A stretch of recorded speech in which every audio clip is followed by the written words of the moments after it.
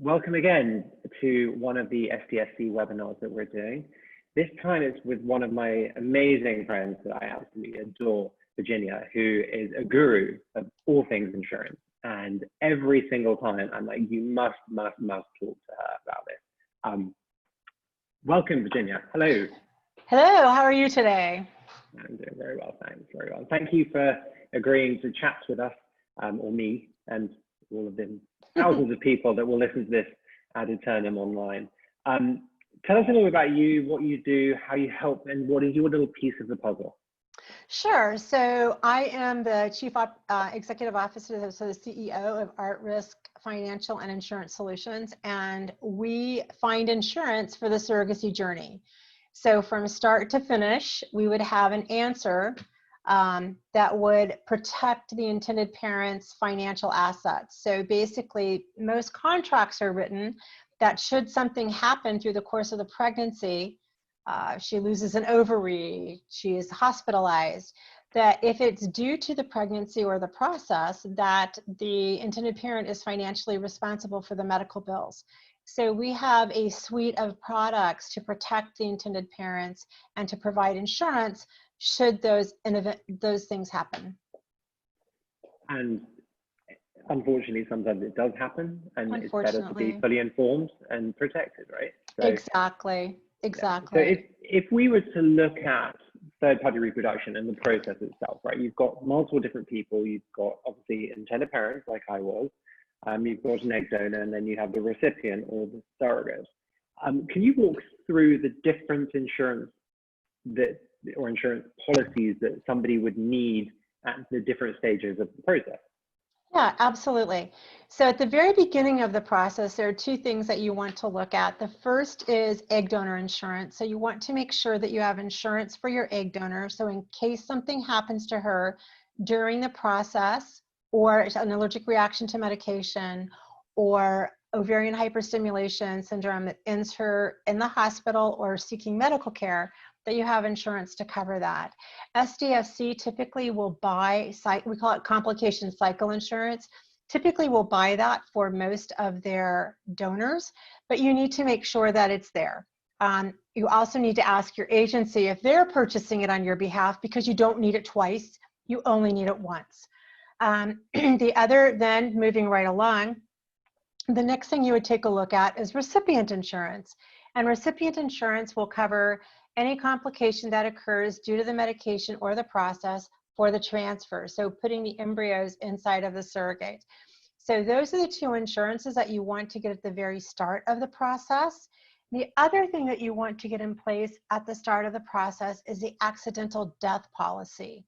And you want to do that because, well, knock on everything wood, or as you Brits say, touch wood. You want to make sure that should something happen to her, crazy, that you would have coverage to give her beneficiaries the contracted amount.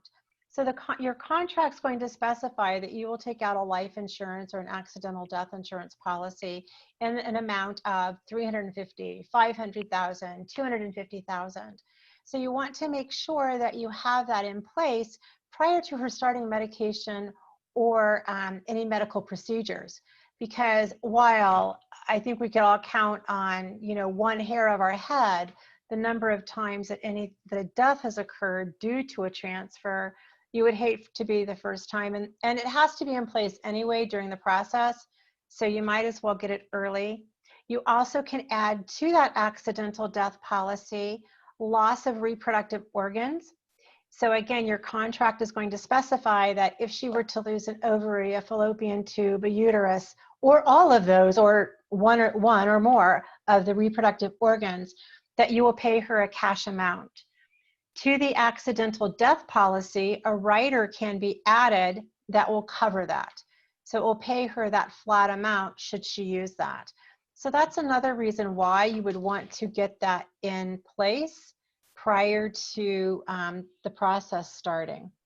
Yeah, and I guess those three policies themselves are realistically not very expensive when you look at the amount of money we're spending on this journey, right? Right. So the egg donor policy is roughly $260, depending upon how much coverage you get. The recipient policy is about $200, and the AD is, depending upon the amount of insurance and the riders that you add, is probably $500 to $600. So really, But realistically, relatively not even inexpensive. $1,000, right? And you're covering all those three things. Now, one of Correct. the things that, as an intended parent, we did was for the accidental death policy, we went for the highest possible because, frankly, the surrogate is doing something amazing for us, and Right. God forbid that she were to die. We wanted to make sure that at least there was something in place. Now, obviously that's a personal choice and it comes down to cash. But again, the difference between a massive policy and a small policy is not a huge amount of money, realistically. No, and we can write up to $1 million without having to have a medical exam or health questionnaire on the surrogate. So it's actually quite a hefty policy. And so it's actually fairly inexpensive. Again, you're probably looking, even if you went to $1,000, or $1 million, you're probably looking at $1,200. Right. And it is Okay. for an 18-month period or 90 days after birth, whichever comes first. It can be extended if the first transfer didn't take and things get delayed. So there's always that option. It's actually very, very affordable, and something. The other thing that we've just changed, which I'm really excited about, is the policy can be written so that should the baby perish as well, the intended parents are reimbursed up to $100,000 against their expenses, so that they would have the funds to do another journey if they would like to. And we just changed the policy so that if the surrogate were to perish, like during the childbirth process, and the baby live, right, which is typically what happens, the extra 100,000 would then go to the surrogate and her beneficiary. Okay. So And yeah, so again, that's just, it's one of those, and it does happen, and it's a horrible yeah, situation when it does, and everybody feels it's awful. heartbreaking. It's Yeah, just terrible. But yeah. yeah, And then devastating. so a question, I guess, because when you're signing a contract with your surrogacy, you're going to agree up front the loss of reproductive organ fees. Does that tally in with the rider that you would have? So you'd need to be in touch with the legal team or the agency to write $10,000 for a hysterectomy. Does that tally Right. in? Right. So there's 3 different levels of the riders. So the highest is like a $15,000. If it's a complete hysterectomy, I think it's like 5, 10, 15, Right. basically. So Okay, yes, fine. so you can pick the level that will tie into your contract. And most of the contracts are fairly standard in the amounts. So the policy somewhat goes with the contracts. Okay, brilliant. And again, so I think they're almost like the things that people don't think about as they're going, because you know about the surrogate insurance, you know about newborn insurance, but it's those bits are super important to have right up front, and then you kind of forget about it really, because Correct. They're in place. 99.9% of the time you're fine, and you're like, we're done, insurance gone, right? So yeah. Exactly. So that kind of then brings me on to the other two parts that everybody questions. And insurance is such a minefield. American insurance. So non-Americans, we're like, huh? We don't understand what is Right. going on. So can you walk us through the surrogate part? Right. So when when an intended parent approaches us and says, I have a surrogate, our first question is, does she have insurance? Yes or no? So she could have insurance one of several ways: through her employer, through her spouse's employer, through the Affordable Care Act, also known as Obamacare, or she might be on our federal or state-run insurance, which is called Medicaid. In California, it's Medi-Cal, but it's federally subsidized healthcare. Typically, if a surrogate is on Medicaid or Medi-Cal, we're not going to use that for surrogacy. A variety of reasons why. It's just typically proves to be nothing but a headache. So we say, okay, well, glad she has Medi-Cal, Medicaid, we're not going to use that. If she has insurance through her employer or her spouse's employer, we're going to say, let's do an insurance review. We're going to take a look at that policy. What does the policy say? In California, by law, you have to have the surrogate's insurance reviewed. So it has to be submitted to the family court at some time at the time you submit all the parentage petitions. So Might as well get it done. In other states, it's not mandated, but it can save you a boatload of money. So if you can use the surrogate's insurance, that is the least expensive way to get insurance for the journey. Typically, it's because it's through an employer, so the employer is subsidizing a great portion of the premium. If it's her policy, they may be subsidizing more than if it's a dependent. But still, the philosophy behind that is, well, she had the insurance already. They were paying the premium already. We don't need to contribute to that. Now, some people want to contribute to it, and that's perfectly fine. Some agencies feel that you should. Some agencies feel that you shouldn't. It's really a tomato, tomato, no right, no wrong, which is the best. So we do a review and we find out if her insurance is surrogate friendly. If it is surrogate friendly, meaning it can be used for the journey, then we say go ahead and use it. We will probably ask or recommend that you get a backup or a secondary plan that are underwritten by Lloyd's of London. And what that does is allow you the right to have a catastrophic stop loss should, for whatever reason, her insurance not be available. So they changed jobs to surrogate unfriendly insurance. And didn't tell you. That's the kicker. Did not communicate. Or the policy changed when the company did their open enrollment and nobody said, oh, by the way, I now have new insurance. We need to review it. So it doesn't happen often. And so that secondary plan or the backup plan is really, I call it the what if plan. It's like, what if everything goes wrong? You still need to be protected. So if her insurance covers, we're good to go. If, let's say, her insurance did change halfway through, or she changed jobs, whenever you lose insurance, that is what's called a special qualifying event. And you then can turn around and enroll in an ACA compliant plan. Or if her work changes and it's no longer surrogate friendly, she would have to drop that plan and then pick up another plan. If it's through her husband, she can actually keep both, so it's kind of cool. So a lot of it depends on the timing. So we talk a lot about Affordable Care Act plans, which is also known as Obamacare. Those are guarantee issues, so no matter what your medical conditions are, they have to take you. I would argue about the affordability, but that's just, me arguing about that. They're not necessarily that affordable. But they are available and they are less expensive than the last option, which I'll tell you in a minute. Open enrollment plans, or the ACA, you can apply one time during the year. You can apply November 1st to December 15th with some exceptions. California goes October 15th to January 15th. Washington State is longer. Colorado is longer. So there are a couple states that have added like another week or two to it, but if you just get in your brain, November 1 to October to November 1 to December 15th, you'll be okay. Right. So there are just a quick question on that. Yeah. So obviously you can only apply during open enrollment, technically. If there's a special qualifying event, you can apply that's an exception to that open enrollment, right? Correct. Okay. So if you have employer-sponsored insurance and you leave your job and your new job doesn't have insurance, or you've decided to stay at home and not work for whatever reason, then yes, that is a special qualifying event. If you move from one state to another and your insurance doesn't transfer with you, that's a qualifying event. If you get divorced, if you get married. There are 4 states where pregnancy is a qualifying event. So you don't have to do anything until you're pregnant, and they are New York, which until February isn't very helpful, but it's New York, Connecticut, although Connecticut, you have to do it really at the date of transfer, Vermont, and Maryland. So those 4 states, you can actually wait until you're pregnant before you apply, because that is considered a special qualifying event. But yes, there are times during the year that there are exceptions made where you could apply for a plan.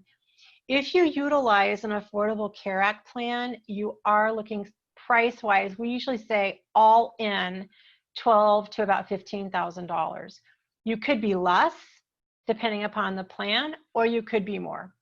The premiums are based on age, so a lot of that's going to depend on the age of your surrogate, and they're also based on location and zip code. So some states are cheaper than others. Some states have more plans available than others. So in some states like Wyoming, of course, aren't, besides cows and bison, I don't know what's in Wyoming, but they, for example, don't have a surrogate-friendly ACA plan. So cows don't really need a plan, apparently. they don't. They're okay. No, they're fine. Yeah. Okay, cool. So then that's the surrogate part. Now, one of the things that changed this year that was a bit of a spanner in the works is something called a lien. Can you explain a little bit about what that is, how that works? Sure. So the lien is primarily a California phenomena. And in California, a lot of the health insurance carriers had what they called a lien on the surrogate's compensation, so that they were more than happy to provide medical services for the surrogate, but they wanted to get reimbursed because their philosophy was, you're making money off of our health plan. So that was truly what the thought process was. And so they said, that's great, you just need to pay us back. So what happens then at the end of the pregnancy, a bill will be generated basically for the cost of the medical services related to that pregnancy. And they then would ask for reimbursement. There is a law in California, it's California Civil Code 3040, that states the insurance companies can ask for no more than 1/2 of her compensation, or if she's represented by counsel, which all surrogates are, 33.3% of her compensation. So that gets added to really the cost of the pregnancy, although you won't know what it is until it's all over. So it's either going to be 1/3 of her compensation or the actual medical bills, whichever is less. Right, okay. So say her base comp plus, I'm assuming it would be base compensation plus all the additional, or is it just the base comp? Yes and no. It's base comp plus anything that is not reimbursable or considered a reimbursable expense. So her monthly allowance is actually paid to her in many cases so that she doesn't have to submit all the mileage receipts and the maternity clothes receipts and, oh, I'm now eating organic or whatever it may be. So if it's based off a reimbursable, then no, it does not count towards her compensation.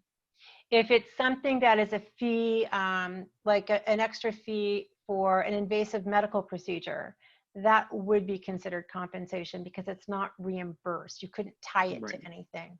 Okay, fine. So I guess that means that if that total came to $60,000 and you're on the program and it's the third, basically you know that you're going to be paying $20,000 up to $20,000. So for example, in our case, our hospital bill was $28,000 for the twins to be in hospital for 4 days. We would have only paid the 20 of that 28. Well, correct? No, because the twins, the newborns, are not covered under the surrogate's well, insurance. assuming it was a singleton. Right. So basically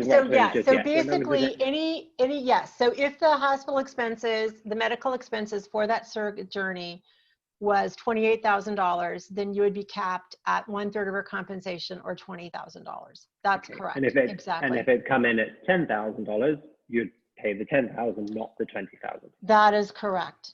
Yep, right, okay, that's exactly how it would work. Yeah.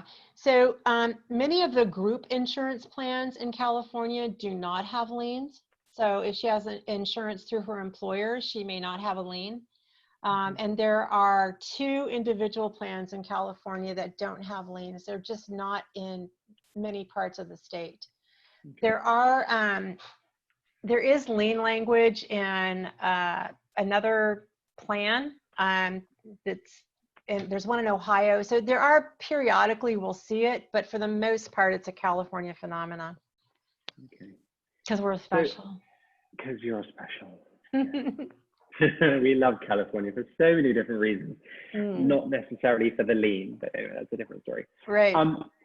So a question for you, kind of to do with this as well, but kind of jumping back to what you were saying before. How often is it that you would do an insurance review and that surrogate stays in the same job, she doesn't move, it's all fine, and then there's a problem? Is it ever denied? How does that work? Do we have the ability to say, well, we've got the review, we've got a piece of paper saying you've reviewed it, it's fine, and we're covered, even if they then say, ixnay? Yeah, so that's a good question. It doesn't happen very often. We're pretty conservative when we do the reviews. In other words, we want you to feel assured that if we say it's going to cover, it's going to cover. It does happen every once in a while where they'll say, no, this isn't covered. And then typically what will happen is we'll file an appeal and we win. I would say percentage of the time that we actually say, no, it's not going to cover is probably less than maybe 4 or 5%. It's really, really low. It's actually probably lower than that. It's probably 1 or 2%. It just doesn't happen often. And when it does happen, usually it's cleared up with a phone call. Right, okay. So. And then how often is it that, for example, your surrogate has a policy that is surrogacy unfriendly, and you sit there and go, well, you can't use this policy for this journey, you need to buy a new policy, and she says, I don't want to do that, or I can't, or can you, because you can't have 2 policies at the same time, can you? No, you can. You can okay. have 2 policies at the same time. So it's very rare that we get a surrogate that says, no, I don't want 2 policies. Every once in a while, we'll run into a glitch. I would say that's maybe 1 in a million. It just doesn't happen very often. You can have 2 policies at the same time. Not every insurance carrier on the individual side will allow you to have 2 plans. If it is your plan, meaning the surrogate's plan through an employer, and we get her an ACA compliant plan, you are going to have issues of coordination of benefits. And it will take probably about a year to keep, and we highly recommend, if you're going to do that, to get someone to manage the claims for you, which miraculously we have that service. But because it really is confusing, because you have to get her plan that's not going to cover the surrogate pregnancy to deny it and deny the claim, and then the second policy has to pick it up. So you have to follow every claim through the system. So it's a pain in the neck, but it can work. If her other plan is through her husband's employer and she's the dependent on it, that's all, that 99% of the time is the secondary plan. The ACA plan becomes the primary plan, and it flows through the system and there aren't any issues. So as viewers, you can understand, this is really easy. It's like a walk in the park to understand how this works, right? Virginia, we don't need you to help us with this. No, not at all. It's a very complicated puzzle because there's a lot of if-then statements, right? So it's something that truly, and we always say that even Americans don't understand American insurance, so it's not an easy system to understand. If we cannot find either an ACA plan or her insurance will not cover a surrogate pregnancy or her significant others, then we have a plan through Lloyd's of London that is underwritten. We have 2 different paths that we can follow for that, 2 different programs we can use. Generally speaking, the cost is about $30,000. There are ways that you can play with it and tweak it down a little bit lower. It doesn't cover, it's not as comprehensive. It's not going to cover, for example, genetic testing. It's not going to cover STD testing. It's not going to cover any ultrasounds in excess of 6. It puts a limitation on fetal non-stress tests, which a lot of these things, if you have a normal pregnancy, doesn't matter because you're not going to exceed any of this. But when something goes wrong, then the policy is not as robust as an ACA plan or ACA Affordable Care Act or employer-sponsored insurance. Right, and the whole point of having insurance, unfortunately, is for when things go wrong. Exactly. So I think, that covers pretty much most of the surrogate stuff, right? Then the last piece of the puzzle, the wonderful piece, is newborn insurance. So Can you walk through that part? Because everything up until and including the birth is covered under the surrogate, correct? Correct. Correct.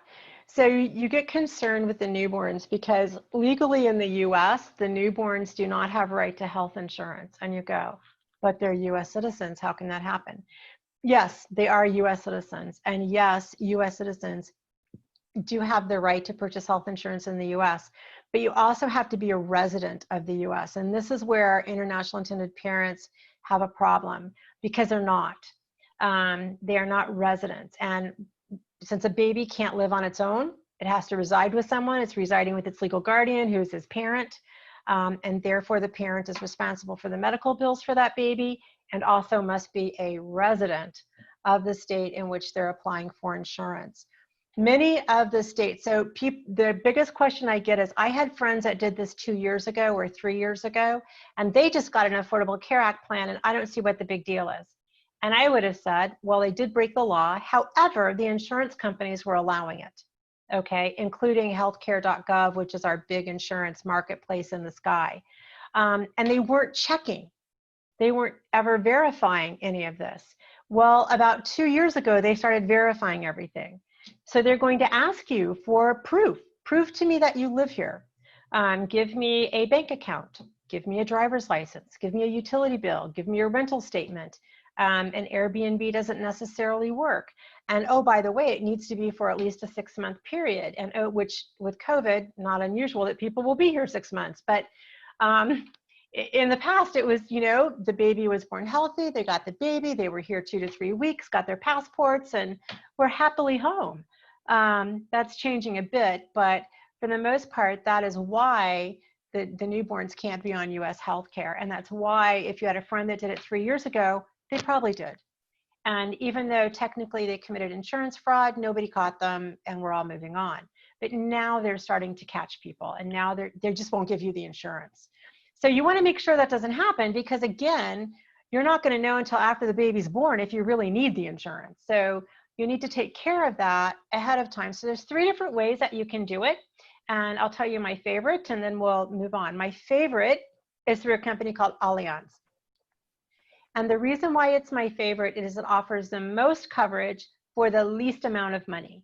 So it's over 2 million euro of coverage. So 1.75 million. I'll get it out right. $1.75 million, let's say, just doing a quick conversion.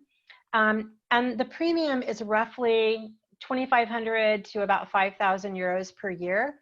It really depends on the age of the intended parent, because with Allianz, you apply in the name of the parent, and then they can add the baby when the baby is born. You have 30 days to add the baby. The reason why the downside of Allianz is that you have to be on the plan 8 months before they'll cover the baby. So in the case of a premature birth, which is really what we're concerned with, you need to enroll in that plan like 2.5, 3 months before the transfer. So what we suggest is that if your surrogate's medically cleared when you're starting the legal process, that's a great time to apply. The application is really simple. It takes about 4 days to go through. Very rarely is it denied. HIV positive intended parents are an issue. They will not accept them because, again, they're underwriting the parent. But for the most part, it is the best, cheapest, easiest insurance to get. So a lot of people say, and you might end up having to have it for 2 years, because if that transfer, you assign so early on, if the transfer is delayed, or if the first one doesn't take, you may end up having to have that plan for 2 years. Even 2 years of it, though, is 5,000, 6,000 euro. Compared to the other plans that are available, far less expensive. So that would be my first choice. My second choice is through, and if you have Allianz, they will not write a policy if you live in Australia, China, Ireland, or Switzerland. I have no idea why Switzerland. It's crazy. And Ireland's funny because Ireland? I don't know, because they're actually headquartered in Ireland, so I can't figure that one out. The one thing that's nice, though, is that if you have a vacation home or you have a parent who lives somewhere else, you can use their address. So they'll allow you to swap out addresses. So that's kind of nice. The next choice would be Zhibon. Zhibon is actually a Chinese company. They actually will, you don't want to apply for Zhibon until the surrogate's right around 20 weeks pregnant. They have 4 different levels of coverage. They have A, B, C, and D. They are the only company that will offer twins, but it's extremely limited and you end up spending a lot of money for it. So for example, if you had twins in the NICU, the most they would pay would be $150,000 per baby. And if you max out that $150,000, you've spent 90. So and the premium is about $15,000 and it's only valid for 30 days on the plan C, which is for twins. So the good side about Zhibon is they have a plan that's about $370,000 maximum for a 60-day period, which is a decent period of time and decent coverage. That is 8,000 US. So let's go back to 2 years of Allianz at 5,000 euro to 8,000 US and only 60 days of coverage and $370,000 of coverage. So less coverage, more money, why do it? It gets done because people didn't apply for Allianz on time, but the downside of Zhibon is they underwrite the surrogate. So they want her transfer records as well as her medical records, including the 20-week scan. Anything that has happened during the course of that pregnancy can be a reason not to give her insurance. So we have a case right now where the baby is measuring about a week smaller. Probably somebody just biffed on the dates, right? But the hoops that we're jumping through to say it's a mistake on the date, she's really going to be due a week later, or it's just a little petite girl. I mean, you know, not everyone's 9 pounds, right? So thank God. Yeah. Yes. Anyway, so that's the downside of Zhibon, is that you can end up with no insurance Right. if you wait. Then the third choice is through a company called, either you can get it through Universal Family Insurance or you can get it through New Life Agency. Lower amounts of coverage, $120,000, $125,000. With Universal, you have a variety of deductibles, which is the amount that you pay before the insurance company pays. So you can have a variety of deductibles as well as a variety of premiums, but still far more money for far less coverage. New Life, it's the same thing. It's an $11,000 premium and a $10,000 deductible. So you're looking at high dollar amounts. The downside or the upside of both of those are that you could apply really super, if you biffed on Allianz, you did not do that, then you could apply for either the Universal or the New Life early in the pregnancy. So you could do it at like 8 weeks before anything could have gone wrong. And then you know it's secure and you're good to go. The Allianz and the Zhibon will not cover well baby. So if the baby is born healthy and you spend a day or two in the hospital, you would just tell the hospital we're cash pay the cash and leave. And you're probably looking at, $2,000 to $3,000 in most cases. Okay.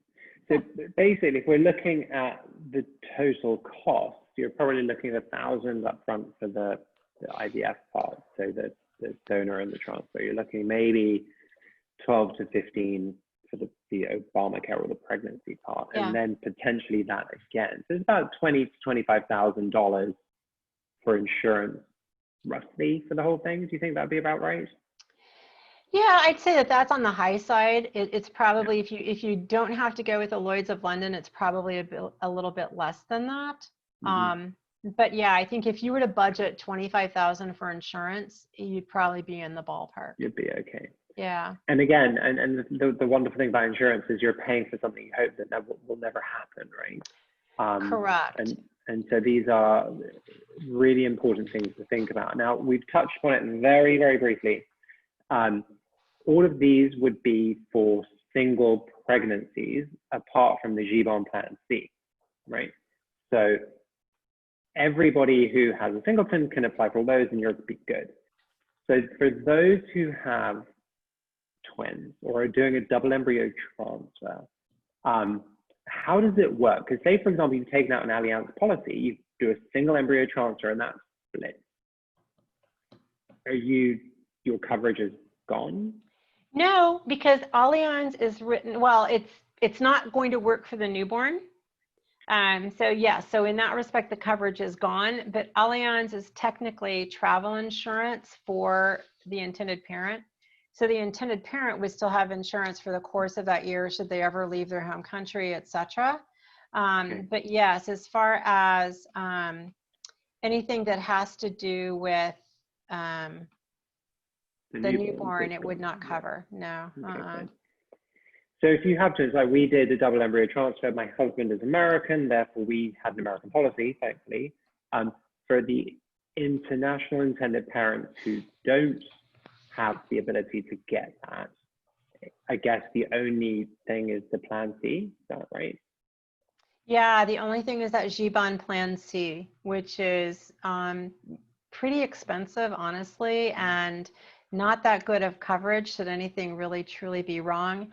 In the case, either with the singleton or twins, if they're micro preemies, so there's a plan that's available through the federal government that if the babies are born at a certain birth weight and a certain amount of weeks gestation, that they are eligible for this plan. So it's basically the micro preemies, the ones that are born very early and very small.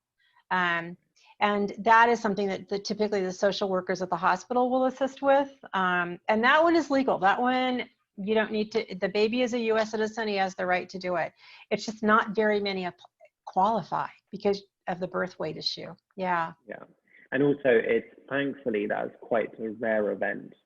Thank to God, get yeah. tiny, yeah, exactly, tiny babies. Yeah. So then, for our American viewers, obviously their newborn issue isn't an issue, right? No. You would love to say, I'm an American citizen. One of the things that Obamacare did that was really kind of a negative is it prohibited a lot of the crossing of state lines of insurance. So for example, if I live in Illinois and I have an HMO plan, then my HMO plan may not cover my newborn who is being born in Colorado. So I then also can run into the same issue of, do I have insurance? Do I not have insurance? Now, in Illinois, there may be a plan that you can put just the newborn on that might cover in Colorado on an emergency basis. So you might be able to work something like that out. There's also a contingent newborn plan that says, basically, you're going to give us a little premium and we hope you never have to activate it. But if you do have a preemie that does spend time in the NICU, we will activate it. You're going to pay $20,000, but you get over $100,000 worth of cover. So there are ways, but no, it's not necessarily smooth sailing just because you're a US citizen. It's easier. We have more options. But it's still something that even US intended parents should explore to make sure that they're not surprised when the baby's born. Okay. Absolutely. And these are all things that you would go through when you're talking to them. I guess you do an insurance review for them too, really, right? Yeah, well, we can talk to them about their insurance, definitely, and what they have and how it will work, and questions that they should go back and ask their insurance company as well as their benefits person at their company. The other thing that, if we talk to intended parents early on, and I'm sure you do this at SDFC too, is more and more companies are starting to have limited IVF benefits. And some of them extend to surrogates and egg donors. So we always suggest, go talk to your company. Go see what they have. Because more and more, like Starbucks they just upped the benefit. They have a $25,000 infertility benefit, and they will allow egg donors. If you live in Illinois, Blue Cross Blue Shield of Illinois has quite a rich plan. So there are things that, people don't think about, that we always send them back to, well, you have this, go ask. All they're going to do is tell you no. And if they say yes, Yahoo, you just got a bonus, right? So right. International intended parents that work for multinational companies, we always say, go ask your company. Because many of them do have insurance that would allow them to add a newborn and would cover that newborn in the US. So we always try to say, what is the least expensive way to accomplish the task with the greatest amount of protection? So that's how we start. This is a very expensive process, and we're very cognizant and aware of the fact that We want you to make the intended parent to be able to make an educated choice. You know, so as we said, we educate and empower. That's what our goal is. So we want to educate the intended parents on what their options are, and we want to empower them to make the best decision. And that is exactly the reason why we're doing all of this series of webinars. We're educating and we're empowering people to talk to the professionals about the whole process. So exactly. Virginia, thank you so much. As usual, a wealth of knowledge that you've just imparted, and I've learned something new today too, which was great. I didn't realize that Americans potentially couldn't even cross state borders. So I've learned that today. But thank you so much for your time. Really, really helpful. And if anybody wants to get a hold of Virginia, please email me. I'll put you straight in touch. Excellent. Lovely. Thank you, Richard. It was good talking to you. Thank you. All right. Bye-bye.